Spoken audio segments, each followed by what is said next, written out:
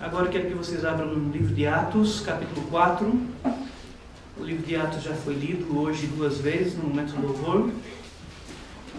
E nós leremos aqui mais uma vez a meditação nesta noite. Vamos acompanhar com bastante atenção, por favor. Atos capítulo 4, versículo 1 até o versículo 22. Lembrando aos que vieram domingo passado que nós meditamos esse texto no domingo passado. Então o que nós faremos hoje é uma sequência, uma continuação daquilo que nós meditamos no domingo passado. Vamos à leitura, capítulo 4, versículo 1 ao versículo 22. Diz assim: Falavam eles ainda ao povo quando sobrevieram os sacerdotes, o capitão do templo e os saduceus, ressentidos por ensinarem eles o povo e anunciarem em Jesus a ressurreição dentre os mortos. E os prenderam, recolhendo ao cárcere até o dia seguinte, pois já era tarde. Muitos, porém, dos que ouviram a palavra, a aceitaram, subindo o número de homens a quase 5.000. No dia seguinte, reuniram-se em Jerusalém as autoridades, os anciãos e os escribas, com o sumo sacerdote Anás, Caifás, João, Alexandre e todos que eram da linhagem do sumo sacerdote.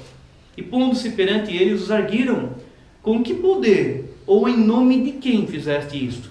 Então Pedro, cheio do Espírito Santo, lhes disse: autoridades do povo e anciãos, visto que hoje somos interrogados a propósito do benefício feito a um homem enfermo e do modo por que foi curado, tomai conhecimento, vós, todo o povo de Israel, de que em nome de Jesus Cristo, o Nazareno, a quem vós crucificastes e a quem Deus ressuscitou dentre os mortos, sim, em seu nome é que este está curado perante vós. Este Jesus é pedra rejeitada por vós, os construtores, a qual se tornou a pedra angular. E não há salvação em nenhum outro, porque abaixo do céu não existe nenhum outro nome dado entre os homens pelo qual importa que sejamos salvos. Ao verem a intrepidez de Pedro e João, sabendo que eram homens iletrados e incultos, admiraram-se e reconheceram que haviam estado com Jesus. Vendo com eles o homem que fora curado, nada tinham que dizer em contrário, e mandando-os sair do sinédrio, consultavam entre si, dizendo: que faremos com esses homens? Pois na verdade é manifesto a todos os habitantes de Jerusalém que um sinal notório foi feito por eles, e não podemos negar. Mas, para que não haja maior divulgação entre o povo, ameacemo-lo para que não mais falarem nesse nome a quem quer que seja. Chamando-os, ordenaram-nos que absolutamente não falassem, nem ensinassem em nome de Jesus. Mas Pedro e João lhe responderam: julgai se é justo diante de Deus ouvir-vos ante a vós outros do que a Deus. Pois não podemos deixar de falar das coisas que vimos e ouvimos. Depois, ameaçando-os mais ainda, nos soltaram, não tendo achado como os castigar por causa do povo, porque todos glorificavam a Deus pelo que acontecera. Ora, tinha mais de 40 anos aquele que se operara essa cura milagrosa. Que Deus os abençoe nesta noite, meus irmãos, que nós possamos aprender um pouco mais da palavra do Senhor. Meus irmãos, eu creio que todos aqui já ouviram falar da famosa Segunda Guerra Mundial. A Segunda Guerra Mundial é famosa e todos que estudam na escola acabam ouvindo sobre a Segunda Guerra Mundial. E a Segunda Guerra Mundial teve muitos dias de guerra. Porque a Segunda Guerra Mundial começou em 1939 e só terminou em 1945. Foram 6 anos de guerra. 6 anos de guerra da Alemanha e alguns outros países contra os chamados aliados, contra outros países que se envolveram também na guerra.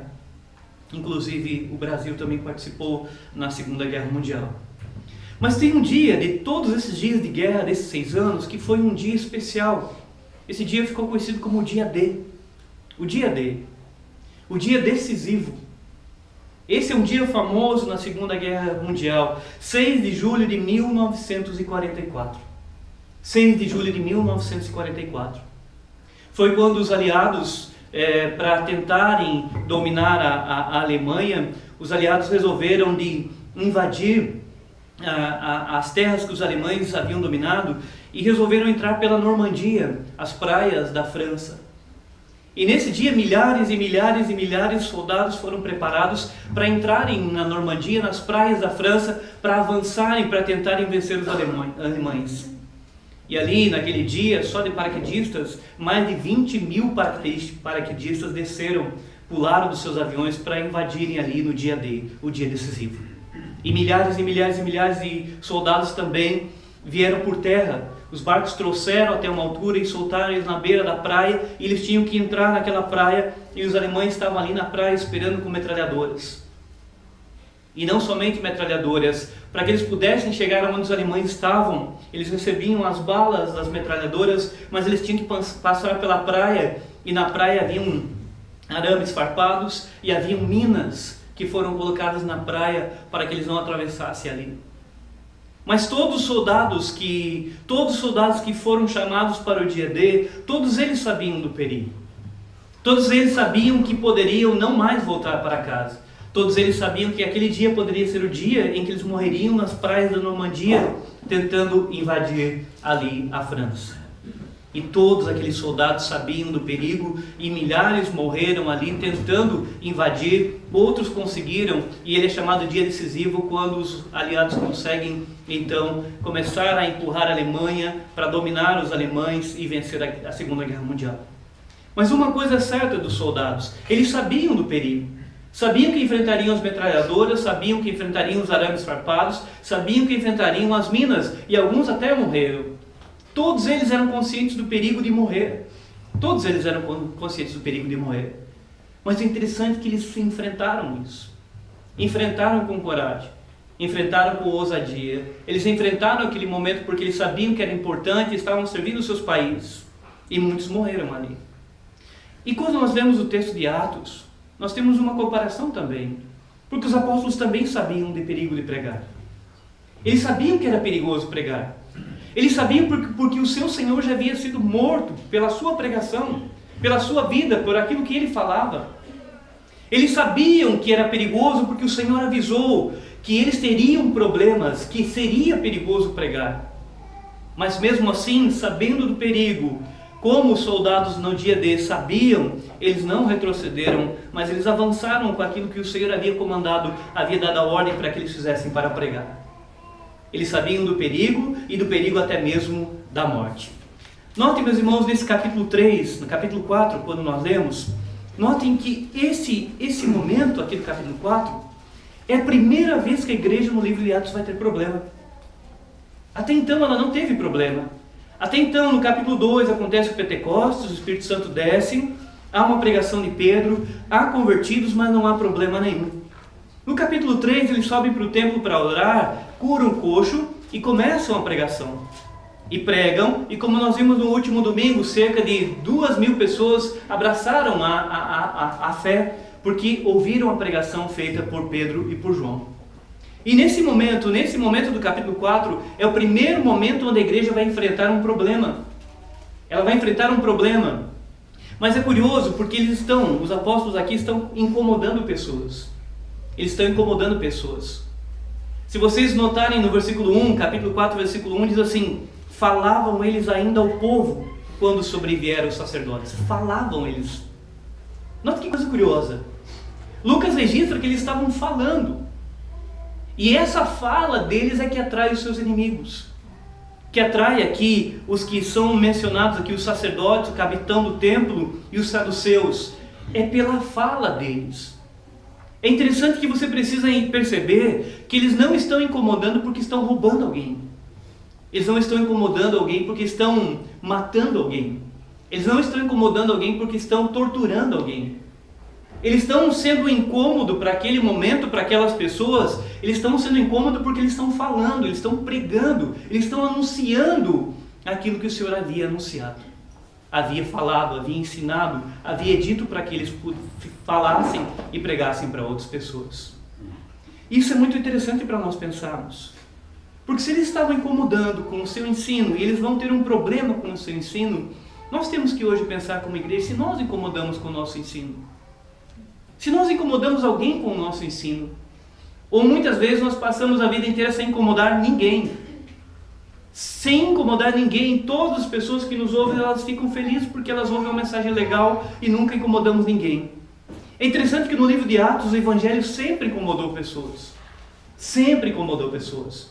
De uma maneira ou de outra, por um motivo ou outro, mas sempre incomodou. Se o Evangelho não incomodar pessoas, há algum problema muito sério no Evangelho. Porque muitas vezes nós tentamos uma mensagem só para agradar todo mundo, mas não é uma mensagem com fidelidade como eles estavam fazendo aqui. E o texto diz: falavam eles ainda ao povo quando sobrevieram os sacerdotes, o capitão do templo e os saduceus, ressentidos por ensinarem eles o povo e anunciarem em Jesus a ressurreição dentre os mortos. E os prenderam recolhendo ao cárcere até o dia seguinte, pois já era tarde. É curioso porque eles estavam ensinando, né? Diz o texto ali, versículo 2, olha o texto no versículo 2. Ressentidos por ensinarem eles o povo e anunciarem em Jesus a ressurreição dentre os mortos. Que crime é esse? Que crime é esse? Que os saduceus, os sacerdotes do templo ficam incomodados e o texto diz ressentidos por ensinarem eles o povo e anunciarem em Jesus a ressurreição dentre os mortos, porque eles estavam falando que Jesus ressuscitou. E há uma coisa curiosa aqui, o texto diz que os saduceus saíram para ir acompanhar a prisão. Os saduceus, a linhagem dos sacerdotes do templo, aonde eles estão, porque as pessoas saíram do templo, estão ali na porta, ali ouvindo Pedro e João. Os saduceus não criam em ressurreição. Eles não criam em ressurreição. Os saduceus não criam em anjos, não criam em ressurreição. Os saduceus criam que quando uma pessoa morre, o espírito dela morre também. Dessa forma. Só que note que coisa curiosa, os apóstolos estavam pregando que Cristo foi morto, mas o nosso Senhor ressuscitou pelo poder do nosso Deus. E que eles haviam curado aquele coxo que estava lá na porta pedindo esmola, haviam curado por esse Jesus que morreu, mas ressuscitou, que foi morto pelas mãos do povo e pelas autoridades de Israel, mas Deus o ressuscitou. E é interessante, porque eles estão pregando que Cristo ressuscitou. E isso incomoda os saduceus. Por que incomoda os saduceus? Porque eles ensinavam, eles pensavam e ensinavam o povo que não há ressurreição. Que Cristo não poderia ter ressuscitado, que ninguém ressuscita, que não existem anjos, que não existe o juízo final, porque a alma morre no momento em que o corpo morre. Esse era o ensino dos saduceus. E automaticamente quando você confronta, quando nós somos igreja verdadeira, quando nós estamos pregando a mensagem com fidelidade, nós acabamos incomodando aqueles que não pensam como nós pensamos, que não creem como nós cremos, outras crenças. Mas a Bíblia é fiel, ela é sincera em mostrar que não existe salvação num outro nome. Não existe salvação de uma outra maneira. Nós acabamos de cantar aqui. E nós temos que ter então uma mensagem fiel, custe o que custar, incomode quem incomodar, mas nós precisamos ser fiéis ao Evangelho, fiéis àquilo que a Bíblia nos ensina, como Pedro e João estavam sendo. E pelo ensino deles, por eles falarem, por eles ensinarem, por eles anunciarem a ressurreição do nosso Senhor, eles foram presos. Isso era no finalzinho da tarde, porque eles subiram para o templo cerca das 3 da tarde. Eles foram orar e acontece aquela cura do coxo, depois eles pregam, 2.000 pessoas abraçam o Evangelho, mas agora eles são presos por causa da pregação. Imagine quantos hoje são presos por causa da pregação. No nosso país, praticamente você não ouve ninguém, um comentário de ninguém ser preso porque prega. Mas se você for ler em outros países onde o Evangelho é proibido, como a Coreia do Norte, existem muitas pessoas na prisão que foram condenadas à prisão perpétua por pregarem, por falarem, por anunciarem e não retrocederem no seu ensino, assim como os apóstolos aqui fizeram e estavam pregando. Agora note que coisa curiosa, eles são presos, como diz o texto. Nós observamos ali no versículo que eles são recolhidos ao cárcere, no versículo 3, e os prenderam recolhendo ao cárcere até o dia seguinte, pois já era tarde. O texto diz: muitos, porém, dos que ouviram a palavra, aceitaram, subindo o número de homens a quase 5.000. 3.000 haviam se convertido com a primeira pregação de Pedro. E agora cerca de 2.000 haviam se convertido. Mas notem que para pregar o Evangelho, para falar do Evangelho, existe um preço. Existe um preço que quem está falando é preso agora. É preso porque está anunciando a ressurreição, está falando sobre Jesus Cristo. E eles então vão passar a noite na prisão. Passam aquela noite na prisão. Note a sequência do texto agora. Diz o versículo 5. No dia seguinte, reuniram-se em Jerusalém as autoridades, os anciãos e os escribas, com o sumo sacerdote Anás e Caifás. João, Alexandre e todos que eram da linhagem do sumo sacerdote. Eles foram presos, como eu disse, mas não foram presos porque roubaram alguém, porque mataram alguém, porque torturaram alguém. Como eu disse, eles foram presos porque estavam ensinando, estavam anunciando Jesus Cristo. Mas será que essa prisão iria impedir os apóstolos de continuarem fazendo a vontade do Senhor? Será que a prisão intimida alguém que realmente esteja cheio do poder do Espírito Santo?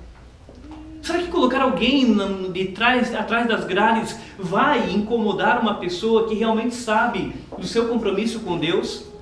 Será que a ameaça de uma morte, será que incomoda alguém que realmente sabe o que está fazendo, como os apóstolos sabiam que estavam fazendo nesse momento? Para vocês terem ideia, eu dei uma olhada em algumas pessoas, alguns conhecidos, outros desconhecidos. Nós temos um homem chamado John Bunyan, escritor do Peregrino, e ele passou muitos anos na cadeia, e na cadeia ele escreveu o Peregrino. Ele escreveu na cadeia o Peregrino. Mas sabe qual foi a razão pela qual John Bunyan foi preso? Vocês sabem qual foi a razão? Um dos motivos de uma das prisões dele? Porque ele não tinha autorização para pregar. Essa foi uma das razões pela qual ele foi preso, não ter autorização para pregar. Mas você acha que a prisão, colocar o John Bunyan na prisão, foi motivo para ele parar de pregar? Não.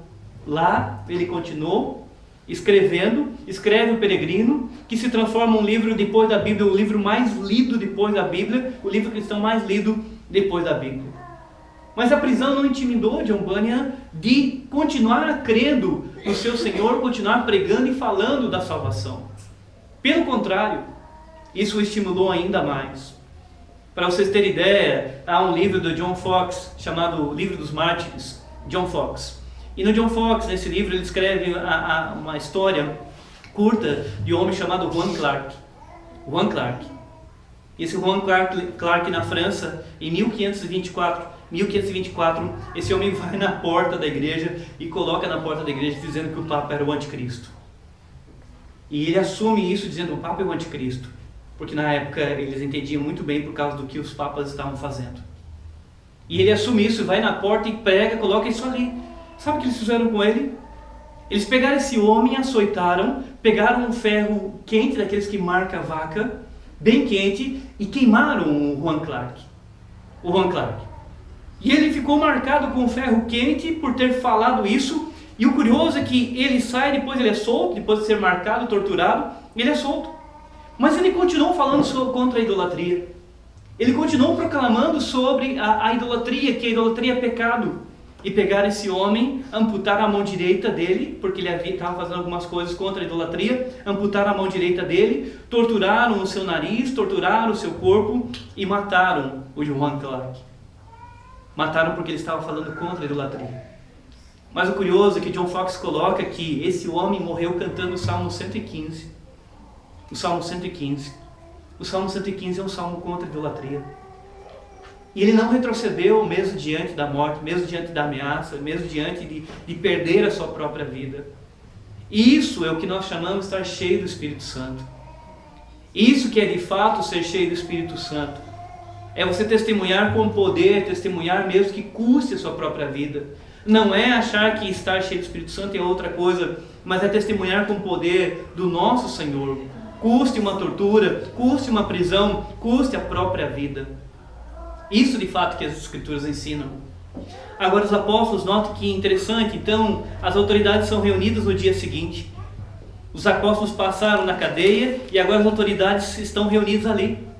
Mas essas autoridades, você precisa saber quem elas são. Você nunca entenderá o texto se não entender quem elas são, porque diz no versículo 6, com o sumo sacerdote Anás, Caifás, João, Alexandre e todos que eram da linhagem do sumo sacerdote, o homem mais importante do tempo. Se você voltar aos evangelhos, você vai notar uma coisa curiosa, para você entender esse texto. Na noite que o Senhor foi preso, o Senhor foi para o jardim do Getsemane. E lá no jardim do Getsemane o Senhor foi preso. Ali é que Judas chega e prende o Senhor, os guardas o prendem. E é interessante que os evangelhos dizem que o Senhor foi levado para a casa de Anás.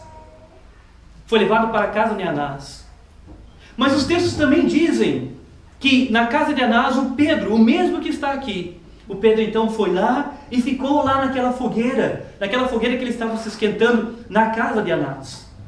E é a primeira casa onde o nosso Senhor é levado, e naquela casa ele é interrogado, fala algumas coisas para o Senhor, e ali naquela casa, o Senhor, enquanto estava ali, o Pedro estava se esquentando na fogueira, é onde chega a criada e pergunta assim: você é um deles, não é?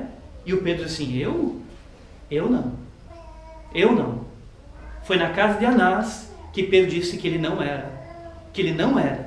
Foi na casa dele que Jesus foi levado primeiro, foi na casa de Anás que Pedro negou o nosso Senhor. Foi ali. E a pergunta que o leitor está fazendo agora em Atos é pensar assim: será que Pedro vai fazer a mesma coisa diante de Anás? É o mesmo homem. É o mesmo homem que o nosso Senhor foi levado à presença dele. Esse Anás era sogro do Caifás, que era o sumo sacerdote, o homem mais importante. E depois da casa de Anás, o Senhor é enviado para a casa de Caifás, que é o segundo homem que está colocado aqui, ali. E lá na casa de Caifás, o Senhor continua sendo interrogado, o Pedro continua acompanhando, as negações dele acontecem ali nesse período que ele está assistindo as 3 negações, o galo canta, é ali que Pedro nega o Senhor por 3 vezes.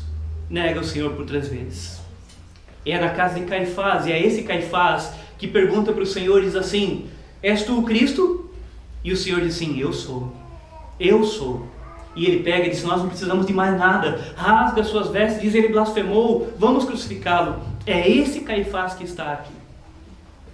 É esse Anás e Caifás aos quais o Senhor foi levado perante eles, para primeiramente serem observados, serem questionados por Anás, por Caifás, e são eles que participam da crucificação do nosso Senhor, da condenação, para depois o nosso Senhor ser crucificado. E é interessante que o Pedro estava participando desses momentos. O Pedro estava ali negando. E a pergunta que o leitor está fazendo, se ele lê os evangelhos, é: e agora? Será que o Pedro vai negar? Será que o Pedro agora vai fazer a mesma coisa que ele fez e dizer: não, eu não conheço esse Jesus, eu não sei quem ele é.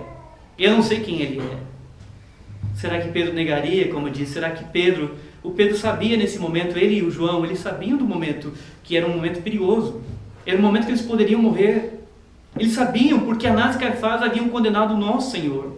Será que eles voltariam atrás? Será que eles seriam covardes? E nós observamos então o texto seguir. Observe comigo, meus irmãos.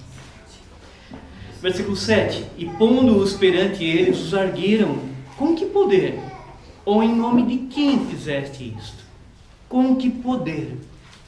E esse texto, para mim, esse versículo é extraordinário.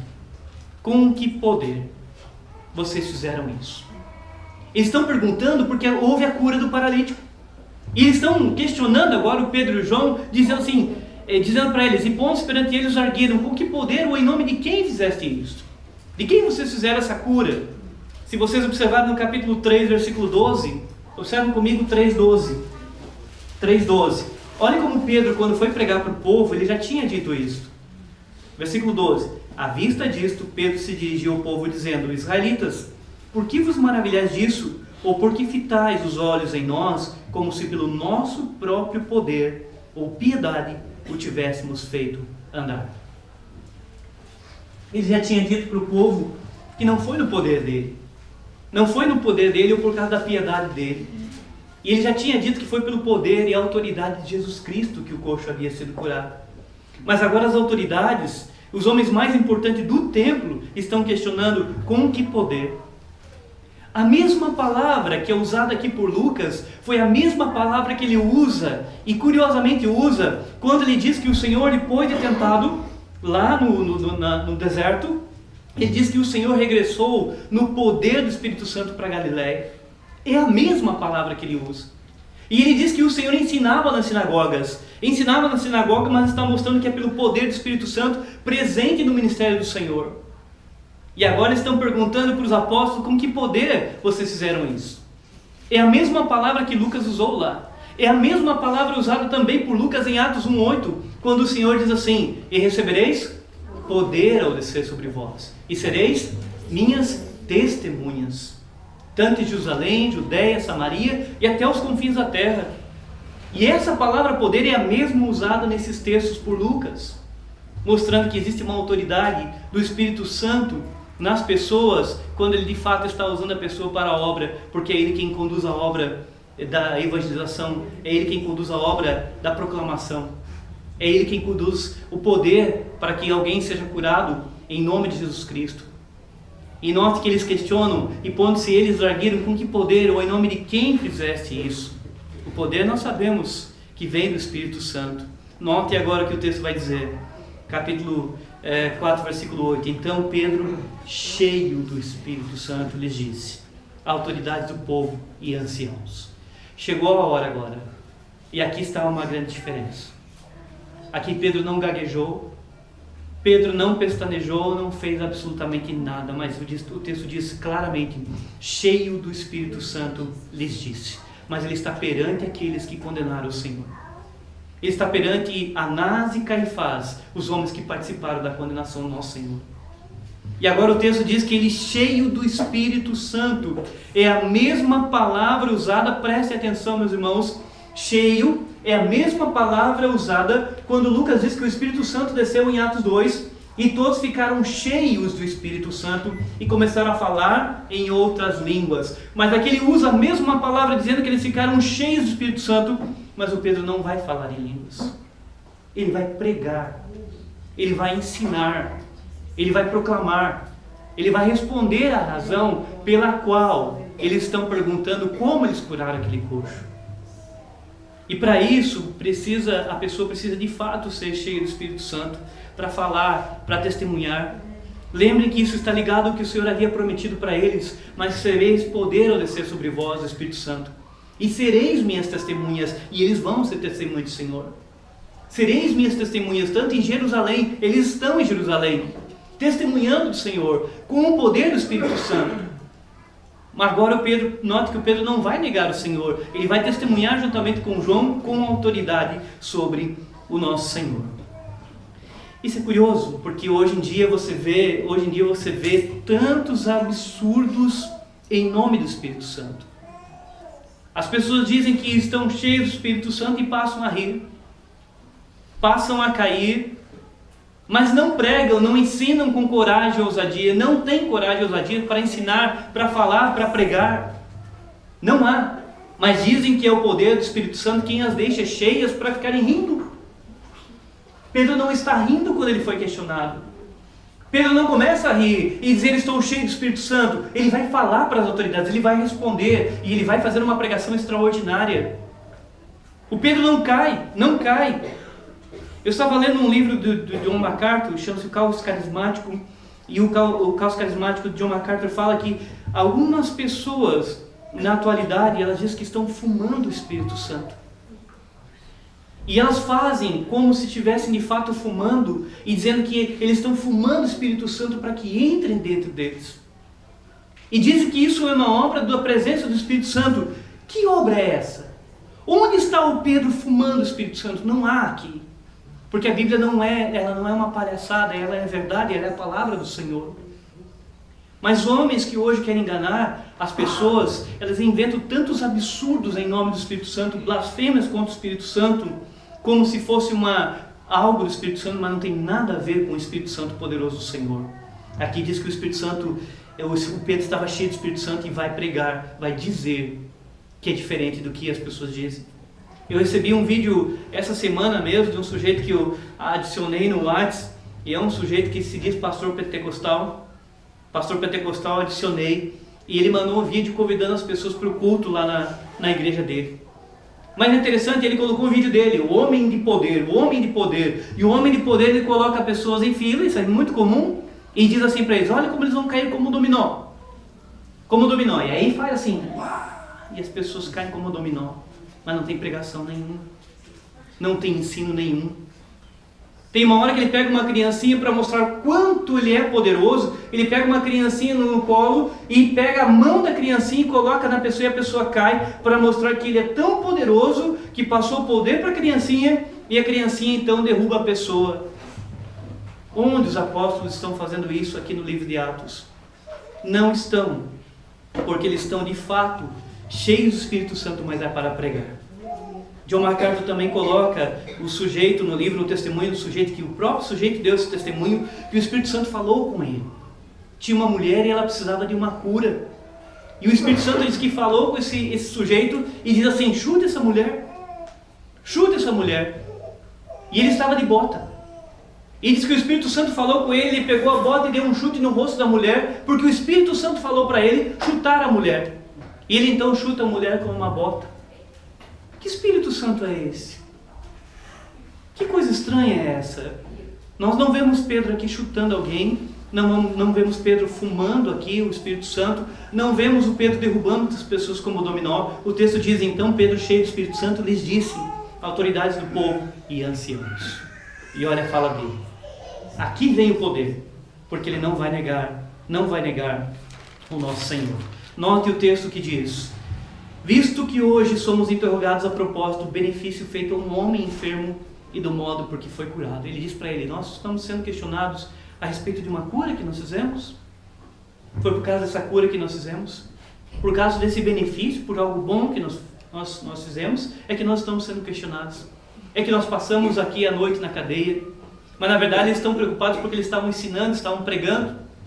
E o Pedro, diante das autoridades de quem julgou e condenou o Senhor, Anás e Caifás, olha o que ele diz no versículo 10 para aquelas pessoas. Ele diz assim: tomai conhecimento vós todos e todo o povo de Israel, de que em nome de Jesus Cristo Nazareno, quem vós crucificastes. E aqui está poder. Ele pega no rosto do Anás e Caifás e diz assim: foi do nome do Senhor Jesus Cristo, o qual vocês crucificaram. Isso é poder de fato. Isso é estar cheio do Espírito Santo. Para ter coragem de falar de Jesus, mesmo contra aqueles que condenaram e julgaram o Senhor e mandaram para a cruz. Muitas vezes diz que o poder do Espírito Santo é dentro da igreja, mas não tem a mínima coragem de falar para o patrão, não tem a mínima coragem de falar para a patroa, não tem a mínima coragem de falar de Jesus para os vizinhos. Mas aí é mesmo a pessoa que às vezes participou de um culto e diz que lá no culto ela ficou cheia do poder do Espírito Santo, mas não tem coragem nenhuma para proclamar sobre o Senhor Jesus. Não tem interesse nenhum de aprender sobre Ele, não tem interesse nenhum de conhecer quem é o Senhor e testemunhar sobre quem Ele é. Que poder do Espírito Santo é esse que muitas vezes as pessoas dizem que tem, mas não tem coragem nenhuma, como Pedro teve aqui, de testemunhar e falar para os próprios condenadores do Senhor que eles crucificaram. Isso de fato é cheio do Espírito Santo e autoridade. Ele diz: tomai conhecimento vós todos, o povo de Israel, de que em nome de Jesus Cristo Nazareno, a quem vós crucificastes e a quem Deus ressuscitou dentre os mortos, sim, e em seu nome é que esse está curado perante vós. Isso aqui é extraordinário. Ele está na frente dos saduceus. Os saduceus não creem na ressurreição. E eles foram presos porque ensinavam em nome de Jesus e falavam da ressurreição. E quando Pedro foi questionado, o que ele fez? Ele não abriu mão. Ele diz assim: olha, nós curamos esse homem em nome de Jesus, que vocês crucificaram, mas Deus ressuscitou. Ele reafirma a ressurreição. Ele não muda o que ele havia pregado. Eles não retrocedem, eles não fazem de conta: nós não pregamos isso. Ele reafirma o que ele havia pregado para o povo, que de fato Cristo foi morto, mas ressuscitou pelo poder de Deus. E ele diz: olha, foi nesse nome que vocês rasgaram as vestes, o Caifás havia rasgado as vestes, condenado, foi no nome dele que esse coxo foi curado. Isso é autoridade. E eu fico imaginando como essas pessoas olharam para Pedro, e o Pedro falando isso, e o próprio Pedro olhando para aquelas pessoas e pregando isso com autoridade, cheio do Espírito Santo. Por isso que essa igreja crescia, meus irmãos. Porque essa igreja tinha coragem de falar. O nosso Senhor disse mesmo que aqueles que o confessassem diante dos homens, Ele o confessaria diante do Pai. Mas aquele que os negasse diante dos homens, Ele negaria diante do Pai. Se nós não temos coragem para falar do nosso Senhor, ao qual nós cantamos aqui, e muitas vezes choramos aqui no culto, e nos emocionamos de cantar, mas se nós não temos coragem de fazer como Pedro, de anunciar quem é o nosso Senhor, que Ele morreu, que Ele ressuscitou, que Ele é Senhor, então, que tipo de vida cristã nós estamos tendo? Que somente no momento do culto é que nós nos emocionamos e nos alegramos, mas lá fora nós não temos a mínima vontade, ou coragem, ou ousadia de falarmos do nosso Senhor. Queira Deus que nós possamos ser uma igreja Uma igreja desta forma, cheia do Espírito Santo, mas para testemunhar, para falar, para mostrar as doutrinas, para mostrar que o nosso Senhor foi morto, foi ressuscitado, que Ele tem poder, e que se houverem perseguições, houverem alguma coisa, nós estamos aqui cientes de que há perigo quando nós estamos anunciando a palavra do Senhor. Nota a sequência do texto, diz o texto então no versículo 11, e ainda lembrando que Pedro está pregando para aquelas autoridades, para as pessoas ali do templo, ele diz assim: esse Jesus é pedra rejeitada por vós, os construtores, a qual se tornou a pedra angular. Por que ele chama eles de construtores? Porque eles são os responsáveis por ensinar o povo. Eles estavam no templo, e você tem aqui os principais do templo, e o que o Pedro está dizendo assim: ó, vocês são construtores, ou seja, Deus escolheu vocês para ensinarem o povo, orientarem o povo, mas o que vocês estão fazendo como construtores? Vocês estão rejeitando a pedra principal da construção, que é Cristo Jesus. Notem que Jesus havia ensinado isso para Pedro quando o Jesus pergunta, o nosso Senhor pergunta: quem diz o povo que eu sou? Quem diz o povo que eu sou? Ah, uns diz que tu é fulano, outro ciclano. E tu, quem diz? Tu és o Cristo, o Filho de Deus vivo. E o Senhor diz: olha, bem-aventurados tu, Simão Bar-Jonas, porque não foi carne nem sangue quem te revelou isso, mas meu Pai que está no céu. Sobre esta pedra edificarei a minha igreja. Mas é a declaração de que Jesus Cristo é o Filho de Deus vivo. É a declaração de que Jesus Cristo é o Filho de Deus vivo. E o Pedro está aqui acusando agora esses líderes do templo, que eles estão negando, estão rejeitando a principal pedra. A pedra principal da construção, eles estão negando. E se essa pedra principal é rejeitada, então não há salvação. Não há salvação. Não há edificação da igreja. Se a igreja não é edificada e ensinada no nome de Jesus Cristo, ela não é uma igreja cristocêntrica. E o Pedro acusa dizendo: vocês construtores rejeitaram a pedra principal, a pedra angular. Isso é cheio do Espírito Santo, é coragem. Mas segue o texto para nós caminharmos para o fim, meus irmãos. Olha que interessante. Nota que interessante o versículo 12. E aqui um dos textos que foi lido aqui na hora dos cânticos. E o Pedro diz assim para eles, Pedro e o João dizem assim: e não há salvação em nenhum outro, porque abaixo do céu não existe nenhum outro nome dado entre os homens pelo qual importa que sejamos salvos. Isso aqui é muito forte, se você entender para quem está sendo falado. Eles haviam condenado o Senhor. Haviam dito que o Senhor blasfemou e haviam mandado para a cruz. Eles haviam, na casa deles, o Senhor havia sido esbofeteado no rosto, havia sido humilhado na casa de Anás e de Caifás. Agora o Pedro diz para eles, diz o seguinte: olha, e não tem outro nome. Não existe um outro nome pelo qual importa que nós sejamos salvos.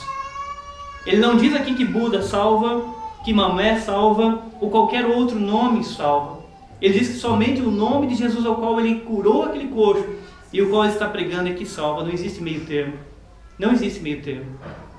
E ele é claro em dizer para eles. E isso aqui é muito interessante, porque se eles não creem em Jesus Cristo, Pedro está dizendo: vocês não são salvos, senão vocês não crerem naquele que vocês condenaram e crucificaram. Não existe salvação se não for através de Jesus. E notem bem isso aqui. Notem bem isso aqui, porque muitas vezes nós somos uma igreja, na verdade, de judeus. Sabe por quê? Porque muitas vezes nós saímos durante a semana e nós chegamos para as pessoas e falamos assim: ah, Deus te ama, Deus quer te fazer bem, Deus quer te abençoar, Deus isso, Deus aquilo, Deus aquele outro, e só falamos de Deus. Os judeus também falam de Deus. Nós não falamos de Jesus. Nós não apresentamos a vida, o sacrifício de Jesus, não falamos o nome dele. E se nós não falamos o nome dele, não existe salvação se não apresentarmos o Filho. Não adianta falar do Pai somente. Os judeus falavam do Pai, mas negaram o Filho, a pedra principal, a pedra angular. É preciso apresentar para as pessoas o que o Filho fez. A vontade do Pai para com o Filho. Falar do nome dele, como Pedro diz aqui: não existe outro nome pelo qual importa que sejamos salvos. Lembram que o carcereiro diz: que faço para que seja salvo? E os apóstolos dizem para ele, o Paulo diz: creia no Senhor Jesus Cristo e será salvo tu e tua casa. Creia no Senhor Jesus. Veja que ele não diz creia em Deus. Ele não diz creia em Deus Pai. Eles creem em Jesus, porque é dessa forma que alguém pode se reconciliar com Deus, o Deus Pai. E muitas vezes nós não falamos, nós falamos de Deus porque Deus não ofende ninguém, mas fale de Jesus para ver se não há ofensa. Fale do que é o plano de Deus. E seguindo o texto vai dizer, então, o versículo 13 em diante, depois da pregação de Pedro, cheio do poder do Espírito Santo, diz: ao verem a intrepidez de Pedro, e João, sabendo que eram homens letrados e incultos, admiraram-se e reconheceram que haviam eles estado com Jesus.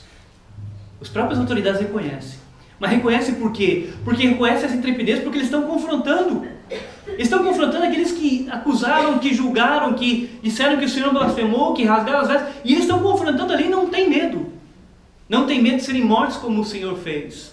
Como aconteceu com o nosso Senhor. E o texto diz que eles viram intrepidez. Mas nós sabemos que a intrepidez está ligado ao versículo 8. Então Pedro, cheio do Espírito Santo, lhes disse. Porque o Espírito Santo não é um espírito de timidez. Ele é um espírito de intrepidez. Quando de fato ele habita em alguém, ele leva a pessoa a começar a testemunhar, mas testemunhar sem medo, com coragem, de quem é o seu Senhor. E as autoridades reconhecem que existe alguma coisa diferente em Pedro e João, porque eles não estão retrocedendo, não estão negando, não estão sendo covardes como Pedro foi, quando negou na própria casa do Anás e Caifás, alguns dias antes. Tempo antes. Agora notem bem, versículo 14. Vendo com eles o homem que fora curado. É o coxo do capítulo 3. Olha ali. Vendo com eles o homem que fora curado, nada tinham que dizer em contrário. Como é que eles vão falar alguma coisa? Houve cura, houve pregação, e eles não têm nada para falar o contrário. E note agora no versículo 15. E mandando-os sair do sinédrio, consultavam entre si, dizendo: que faremos com esses homens? Como é que separa homens dessa maneira? Como é que separa? Homens que foram presos, já passaram uma noite na cadeia porque estão falando, quando trazem diante daqueles que eles poderiam ter medo porque crucificaram o Senhor deles, eles testemunham com poder, com coragem, não voltam atrás. O que você faz com esses homens?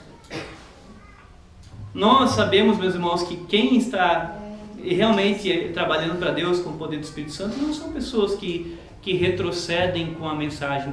Pode haver um sentimento sim de que a morte possa estar próximo, pode ser que haja um sentimento que vai morrer, mas é uma pessoa que vai continuar testemunhando, vai continuar falando. Você observa Paulo, Filemon, quando Paulo escreve a Filemon, ele escreve a Filemon, ele estava na cadeia quando escreveu Filemon. E é na cadeia que ele prega, e um escravo fugido foi preso junto com Paulo, e é na cadeia que Paulo prega para Onésimo. E Onésimo crê no Senhor Jesus Cristo lá na cadeia porque Paulo estava pregando. As cadeias não impediram Paulo de continuar pregando, como nós vemos também no final de Atos. E o final do texto, para nós vermos ali, para nós entendermos que isso é algo que nós hoje como igreja precisamos entender.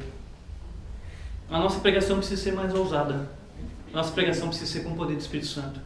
A nossa pregação não pode ser uma pregação com timidez. Nós temos que falar para as pessoas, ter coragem de falar, com sabedoria, mas coragem, com intrepidez, anunciando sobre o nosso Senhor como os apóstolos fizeram.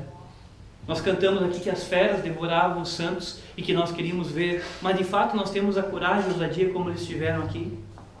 Olha o que o texto diz na sequência, versículo 16, dizendo: que faremos com esses homens, pois na verdade é manifesto a todos os habitantes de Jerusalém que um sinal notório foi feito por eles e não o podemos negar. E aqui notem o que diz no versículo 17, aqui eu quando estava meditando no texto durante a semana, aqui está as portas do inferno. As portas do inferno estão aqui no versículo 17 e 18. Nesse final, o Senhor disse que sobre esta pedra edificarei a minha igreja e as portas do inferno não prevalecerão contra ela.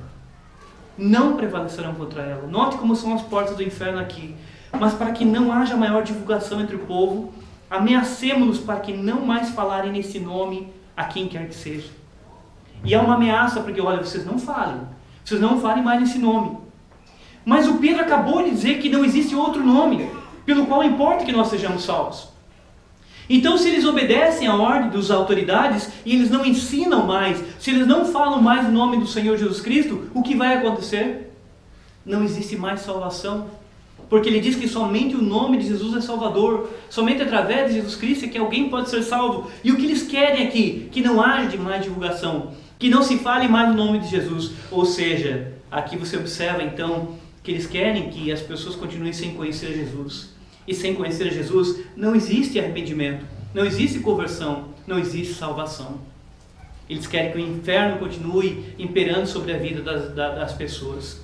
Mas o nosso Senhor diz que as portas do inferno não prevaleceriam sobre a sua igreja. E eles dizem aqui que querem ameaçar, versículo 18, agora, chamando-os, ordenaram que absolutamente não falassem, nem ensinassem em o nome de Jesus. Olha aqui.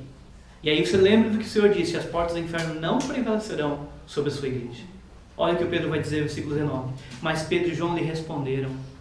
Aqui eu lembrei dos jovens lá do livro de Daniel, quando o rei disse, olha, se dobrem, porque senão vocês vão ser lançados no fogo. E eles dizem, olha, se Deus quiser que a gente viva, a gente vai viver. Se Deus quiser que a gente morra, a gente vai morrer. Nós não vamos nos dobrar. E aqui você vê um outro exemplo de que existem pessoas que não se dobram com ameaça, porque estão cheios do poder do Espírito Santo. Mas Pedro e João lhe responderam, julgai se é justo diante de Deus ouvir-vos antes a vós outros do que a Deus. Pois não podemos deixar de falar das coisas que vimos e ouvimos. E encerrando, versículo 21 e 22. Depois, ameaçando-os mais ainda, os soltaram, não tendo achado como os castigar por causa do povo, porque todos glorificavam a Deus pelo que acontecera. Ora, tinha mais de 40 anos aquele em quem se operara essa cura milagrosa. É o coxo que estava lá no capítulo 3, nesse capítulo 3. Mesmo com a ameaça, o Pedro disse assim, não, nós não vamos obedecer a vocês. E olha que eles estão falando para as maiores autoridades de Jerusalém. Nós não vamos obedecer a vocês. Nós vamos obedecer a Deus. E mesmo, diz o texto, mesmo depois de ameaça, eles continuam e vão continuar a fazer o que Deus havia dado como missão para eles. Meus irmãos, nessa noite, o que eu quero, usando esse texto, eu quero dizer é que nós não podemos ser uma igreja simplesmente que se reúne nos domingos. Nós não podemos ser pessoas que simplesmente no domingo escolhemos nossas melhores roupas, nos arrumamos bem e rumamos aqui para o culto. Nós nos achegamos e nos sentamos e cantamos e lemos a Bíblia e olhamos um texto, há uma pregação, há cânticos, há orações. Como eu disse, muitas vezes nós nos emocionamos. Nós não podemos ser uma igreja assim. Nós precisamos ser uma igreja que participa do culto no final de semana, mas tem essa missão como os apóstolos tiveram, de falar sobre quem é o Senhor Jesus Cristo. Falar que somente através do nome dele é que há salvação. Mesmo diante de quem quer que seja. Porque às vezes as pessoas têm medo de perder o emprego. Eu não falo porque meu patrão pode me mandar embora. Eu não falo porque eu posso brigar com a minha parente lá, ela não pode gostar porque eu vá falar. Então, para evitar que haja problemas, eu não falo nada. E isso é covardia. É covardia, não é algo que proceda de Deus. Nós temos que ser corajosos para apresentar para as pessoas com sabedoria, não de maneira grosseira, mas com sabedoria e falando a verdade, mostrar para as pessoas a mensagem a qual nós fomos chamados como igreja para anunciarmos. E se alguém disser, não, eu não quero mais que você fale, nós continuamos falando, continuamos anunciando como os apóstolos continuaram anunciando. Se nós acovardarmos como igreja, nós não estamos cumprindo o papel de igreja. Nós fomos chamados por Deus para glorificar o seu nome, proclamar as boas novas de salvação e testemunhar como os apóstolos testemunharam. E eu espero que cada um de nós seja de fato um missionário falando do Senhor Jesus Cristo. Que nós tenhamos histórias para dizer, pastor, semana eu conversei com fulano, nós sentamos, conversamos, eu falei das Escrituras, falei sobre Jesus, falei sobre a salvação. Que nós tenhamos histórias assim. Histórias missionárias. Que você tem história de dizer, eu falei para o meu amigo, ele não gostou muito, mas falei para fulano e ele chorou com a mensagem a qual eu falei. É assim o Evangelho. Da mesma maneira que os apóstolos fizeram, mesmo indo para a cadeia, mesmo sendo ameaçados, não voltaram atrás. Que Deus nos abençoe, meus irmãos, nessa noite. Abençoe que durante a semana nós possamos fazer como Pedro e João. Que nós testemunhemos com poder, cheio do Espírito Santo a respeito de quem é o nosso Senhor. Que Deus nos conduza durante a semana, nos faça meditar mais na palavra, nos faça ter oportunidades de falarmos e lembrarmos desse texto tão rico das Escrituras. Que Deus nos abençoe, em nome do Senhor Jesus. Amém.